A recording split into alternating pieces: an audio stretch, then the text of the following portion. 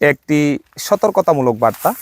প্রিয় রাবার চাষি ভাইয়েরা, এই সময়কালের মধ্যে রাবার গাছের পাতাগুলি সম্পূর্ণভাবে ঝরে পড়ে গিয়ে বাগানের মধ্যে স্তূপ হয়ে আছে। আর এই শুকা মরশুমের মধ্যে রাবার গাছের পাতাগুলি শুকিয়ে একেবারেই কিন্তু মুচমুচে হয়ে গেছে। আর এই সময়কালের মধ্যেই কিন্তু রাবার বাগানে অগ্নিসংযোগ হওয়ার একটা সম্ভাবনা থেকে যায়। তাই রাবার চাষি ভাইদের কাছে একটা বিষয়ে অনুরোধ করব, আপনারা আপনাদের রাবার বাগানের মধ্যে প্রত্যেকটা সারিতে, প্রত্যেকটা লাইনে কিংবা প্রত্যেকটা সারিতে ফায়ার লাইন করিয়ে নেবেন।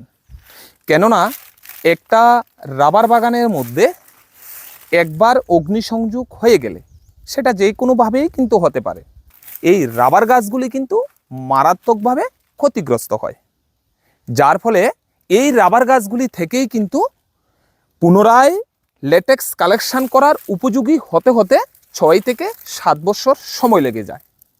তাই আমি প্রত্যেক রাবার চাষি ভাইদেরকে অনুরোধ রাখব যে আপনারা আপনাদের রাবার গাছগুলিকে অবহেলা না করে প্রত্যেকটা সারিতে ভালোভাবে পাতাগুলিকে পরিষ্কার করে দেবেন, যাতে করে কোনো দুর্ভাগ্যক্রমে অগ্নিসংযোগ হয়ে গেলেও এই রাবার গাছগুলি যেন ক্ষতিগ্রস্ত না হয়।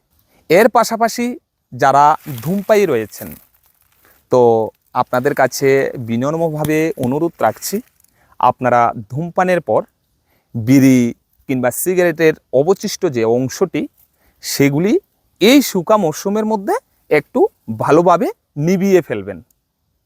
শুধু সেটা রাবার বাগানের মধ্যেই নয়, যেই কোনো জায়গাতে সেটাকে ফেলে দিলে সেখানে বিভিন্ন শুকনো জিনিসের সংস্পর্শে যদি এই বিড়ির টুকরো কিংবা সিগারেটের টুকরোটি লেগে যায়, তাহলে সেখানে কিন্তু এই শুকা মরশুমের মধ্যে অগ্নিসংযোগ হয়ে যায়।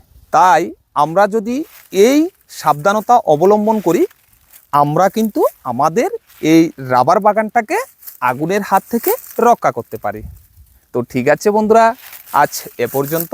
সবাই ভালো থাকবেন, সুস্থ থাকবেন, শুভকামনা রইল। আর এই ভিডিওটি যদি ভালো লেগে থাকে সবার মাঝে একটু ছড়িয়ে দেবেন।